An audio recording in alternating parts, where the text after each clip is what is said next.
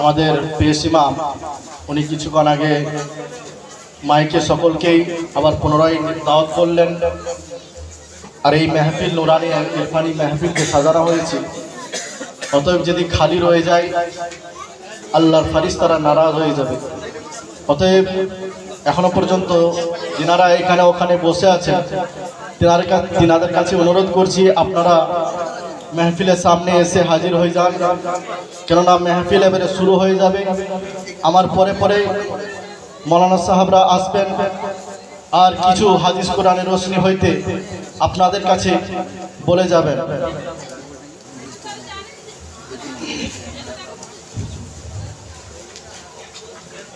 আলহামদুলিল্লাহ আলহামদুলিল্লাহি নাহমাদুহু ওয়া নাস্তাঈনুহু ওয়া নাস্তাগফিরুহু ওয়া নু'মিনু বিহি ওয়া নাতাওয়াক্কালু আলাইহি ওয়া নাউযু বিল্লাহি মিন শুরুরি আনফুসিনা ওয়া মিন সাইয়্যাতি আমালিনা মান ইয়াহদিহিল্লাহু ফালা মুদিল্লা লাহু ওয়া মান ইউদ্লিলহু ফালা হাদিয়া লাহু ওয়া নাশহাদু আন লা إلا الله وحده لا شريك له وأشهد أن محمدا عبده ورسوله أما بعد فأعوذ بالله من الشيطان الرجيم بسم الله الرحمن الرحيم آمنوا اتقوا الله وكونوا مع الصادقين صدق الله العظيم وصدق رسوله الأمين المتين الكريم ونحن على ذلك لمن الشاهدين والشاكرين والحمد لله رب العالمين। সমস্ত প্রশংসা গুণচর্চা সেই মহান আল্লাহ রাব্বুল আলামিনের জন্য, যিনি অক্ষয় অব্যয় নিরাকার নিরঞ্জন এক অদ্বিতীয় ওয়াহদাহু লা শারীক, যিনি কুল শব্দের দ্বারাই 18,000 মখলুকাতকে সৃষ্টি করেছেন। সেই মহান আল্লাহ রাব্বুল আলামিন যিনি আজকে এই নুরানি ইরফানি মেহফিলে আসার তৌফিক ও রফিক দান করেছেন, আর কিছু শ্রবণ করার তৌফিক ও রফিক দান করেছেন হাদিস কোরআনের রোশনি থেকে।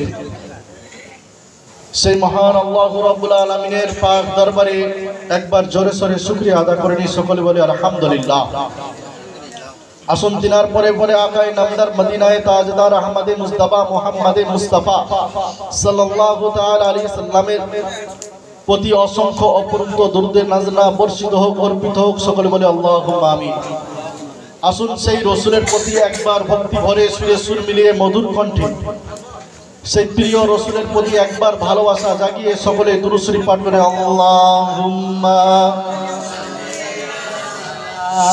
سيدنا مولانا محمد وعلى آل سيدنا সফিয়ানা মাওলানা মুহাম্মদ। পশু পক্ষী দেখে বলে, পশু পক্ষী দেখে বলে আজ আমাদের খুশির দিন। ধরার বুকে তশরিফ আনলেন, ধরার বুকে তশরিফ আনলেন রহমাতাল লিল আলামিন। আল্লাহুম্মা সাল্লি আলা সাইয়্যিদিনা মাওলানা মুহাম্মদ ওয়া আলা আলি سيدنا شفيعنا مولانا محمد। আসমান সুন্দর জমিন সুন্দর, আসমান সুন্দর জমিন সুন্দর, সুন্দর মদিনা তাহার চাইতেও বেশি সুন্দর, তাহার চাইতেও অধিক সুন্দর আমার নূর নবী মুস্তাফা। আল্লাহুম্মা আলা সাইয়্যিদিনা মাওলানা মুহাম্মদ ওয়া আলা আলি সাইয়্যিদিনা শফিয়ানা মাওলানা মুহাম্মদ। আরশের নিচে সজদায়ে পড়ে, আরশের নিচে সজদায়ে পড়ে, কান্দেন নবী জারে জার। মাফ করে দাও গো খোদা, মাফ করে দাও গো খোদা, আমার উম্মত গুনাহগার। আল্লাহুম্মা সাল্লি আলা সাইয়্যিদিনা মাওলানা মুহাম্মদ ওয়া আলা আলি সাইয়্যিদিনা शफीअना मौलाना मोहम्मद। कभी आफत नहीं आती, कभी बला नहीं आता, कभी आफत नहीं आती, कभी बला नहीं आता। जहाँ पे सोए हैं मुस्तफ़ा जाने रहमत, कभी जलजला नहीं आता। सिर्फ इस्लाम को बचाना मकसद था, वरना सिर्फ इस्लाम को बचाना मकसद था, वरना इमाम हुसैन कभी करबला नहीं आता। ब्रादर मिल्लत इस्लाम, पवित्र कलामुल्लाह থেকে মিলাদ শরীফ শুরু হয়ে গেছে। তার পূর্বে তারপরে পরে নাতিয়া খানি মানকাবাত সবকিছু পড়া হয়েছে। এরপরে আরম্ভ হয়েছে বক্তব্যের দিকে। অতএব যারা আছেন হাদিস কোরআনের রোশনি থেকে কিছু আলোচনা করবেন আর কিছু শুনিয়ে যাবেন, সেই সব জিনিস শোনার পরে আমরা আমল করার চেষ্টা করব। ব্রাদার মিল্লাত ইসলাম, তার পূর্বে আজকে যিনারা এই পবিত্র মাহফিলকে মেহনতের সাথে পরিশ্রমের সাথে সাজিয়েছেন, তিনাদের জন্য একবার দোয়া করি। আমার চাচাজানের দিলের মধ্যে আজকে তিনার আব্বাজানের মহব্বত জেগে উঠেছে, সেই কারণে পবিত্র মাহফিলকে সাজিয়েছেন। এই বাড়ির থেকে যত আত্মীয় স্বজন, মাতা পিতা, দাদি দাদা, কুল মুমিনিন মুমিনাত যিনারা কবর জগতে চলে গেছেন, তিনারা যেন কবরে আরাম পান, সকলে বলে আমিন সুম্মা আমিন। আর তিনারে কবর পর্যন্ত এই স্বভাব যেন পৌঁছে যাক, সকলে বলে আমিন সুম্মা আমিন। আসুন দু চার ছন্দ আমিও পড়ব মায়ের শানে, যেহেতু মাকে সবাই ভালোবাসে। মা এমন একজন দুঃখিনী মা, মাওয়ার মা, মমতার মা, সেই মাকে সবাই ভালোবাসে। আর সেই মায়ের মাধ্যম যদি না পেতাম, আমরা দুনিয়ার বুকে জন্ম হতাম না, এই সুন্দর জগৎটাকে আমরা দেখতে পেতাম না। ব্রাদার মিল্লাত ইসলাম, আমি একটা ছোট্ট করে কয়েকটি ছন্দ বলবো, তার মাঝে কিছু বক্তব্য, কিছু কথা বলে আমার বক্তব্যকে আমি ইতি করব। মায়ের দিলেতে ব্যথা কখনো দিও না, মায়ের মতো এত আপন আর কেউ হবে না। মায়ের দিলেতে ব্যথা কখনো দিও না, মায়ের মতো এত আপন আর কেউ হবে না। কে দুঃখেতে দুঃখী নীরবে, সুখেতে খুশি হবে।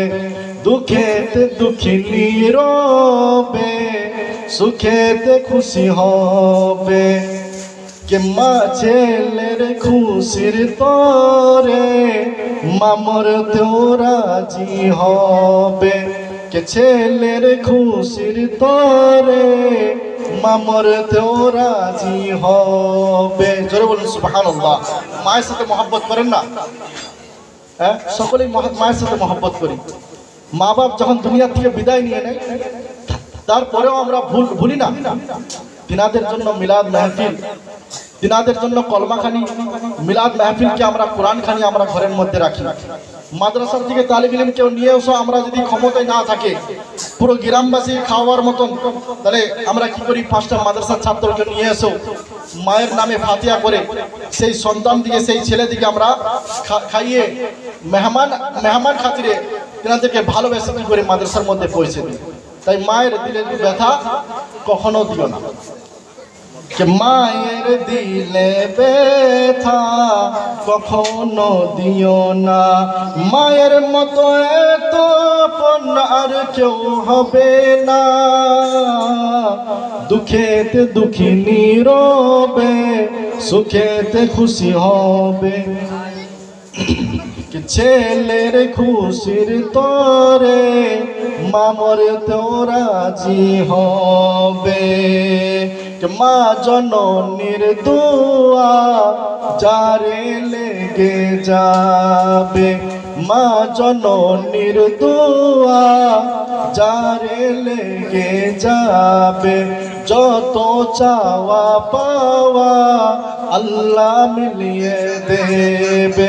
আরে মায়ের দোয়াতে যাই গো পাওয়া, মায়ের দোয়াতে যাই গো পাওয়া মক্কা এবং মদিনা। মায়ের দিলেতে ব্যথা কখনো দিও না, মায়ের মতো এত আপন আর কেউ হবে না। কে মায়ের সেবা করিলেন হযরত ওয়াইস করুনি, মায়ের সেবা করিলেন হযরত ওয়াইস করুনি। দেখিলেন না হুজুরের চেহারা নুরানি, দেখিলেন না হুজুরের চেহারা নুরানি।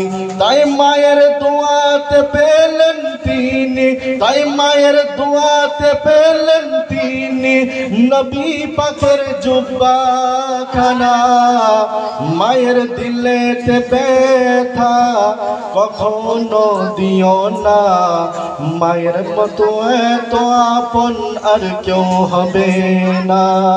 হযরত ওয়াইস করুনি নিজের মাকে এত ভালোবাসতেন, নিজের বৃদ্ধ মাকে এত ভালোবাসতেন যে উনি সারাটা জিন্দগি নবী পাকের চেহারাকে জিয়ারত করেনি। জোরে বলেন সুবহানাল্লাহ। ওনার মধ্যে যে ধৈর্য ছিল সেটা শুধুমাত্র মায়ের মহব্বতের কারণে।